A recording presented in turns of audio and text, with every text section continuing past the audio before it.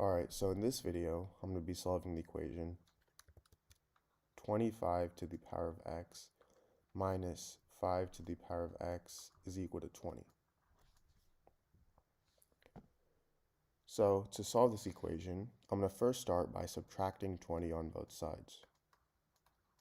So then these two cancel out, and I get 25 to the power of x minus 5 to the power of x minus 20 is equal to 0.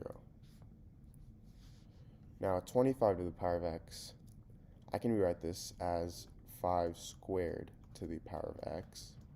So I have this minus 5 to the power of x minus 20 is equal to 0.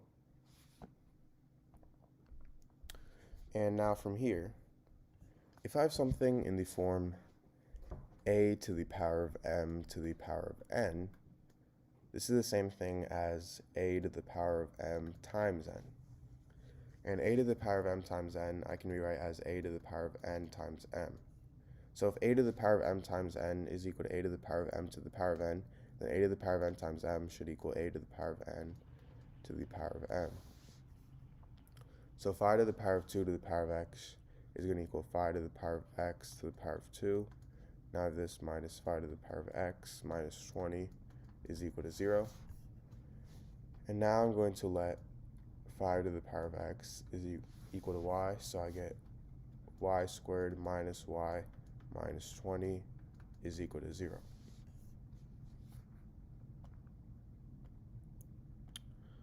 Now, to solve this, I'm going to be using the quadratic formula, which is negative b plus or minus the square root of b squared minus 4ac all over 2a. So in this case, a is 1, b is negative 1, and c is negative 20. So I get y equals negative 1 plus or minus the square root of b squared, so negative 1 squared, which is positive 1, minus 4 times a, which is 1, times c, which is negative 20, all over 2a, so 2 times 1. And this is equal to 1 plus or minus the square root of 1 plus 80 over 2, which is equal to 1 plus or minus the square root of 81 over 2. And the square root of 81 is equal to 9. So I get y is equal to 1 plus or minus 9 over 2. Now this gives me two solutions. I get y equals 1 plus 9 over 2 and y equals 1 minus 9 over 2.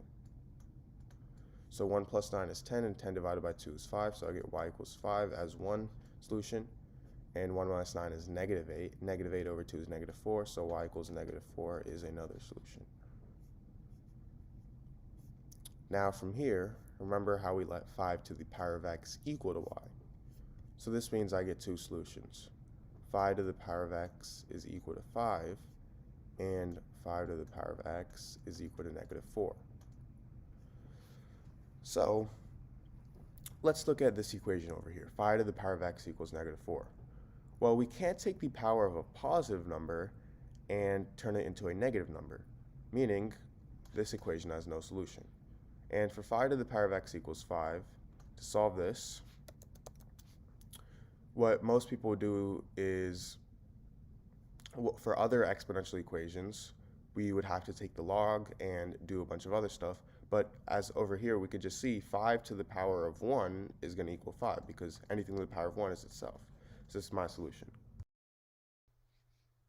Alright, so in this video, I'm going to be solving the equation 7 to the power of x is equal to 70.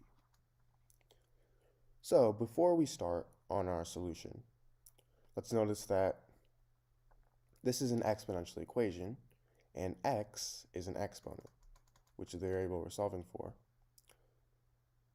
So let's just try to plug in a number. Let's start with 1. So we have 7 to the power of 1, and this is equal to 7. Now, let's go one higher. Let's go 7 to the power of 2. This is equal to 49. And now let's go one higher. Let's go 7 to the power of 3. This is equal to 349.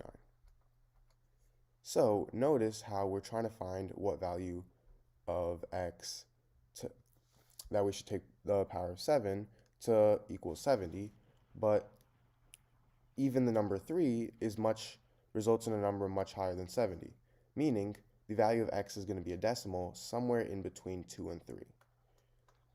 So now to actually solve for x, my equation is 7 to the power of x is equal to 70. And what I'm first going to do, and what I recommend doing for any exponential equation such as this, is taking the log on both sides.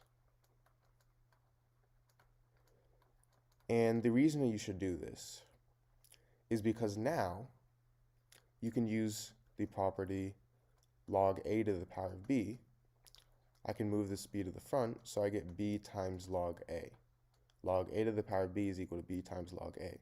And the reason this property is so useful is because before, x was an exponent, and it's really hard to solve for x in its previous state. But now I can move x to the front, and it's going to be an actual term.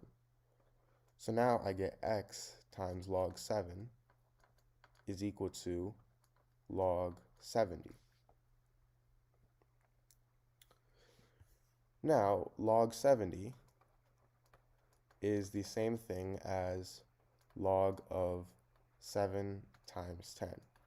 And another property of logarithms is that if I have something in form log a times b, this is equal to log a plus log b. So log of 7 times 10 is going to equal log of 7 plus log of 10. So now from here, what I'm going to do is divide both sides by log 7, because we obviously want to isolate x, so the only way to do that is to get rid of this log 7. So then these two cancel out, and I get x is equal to log 7 plus log 10 over log 7.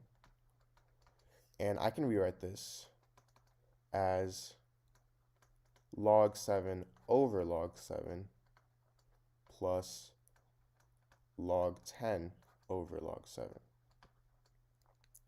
Now log 7 and log 7 cancel out, so I get x is equal to 1 plus log 10 over log 7.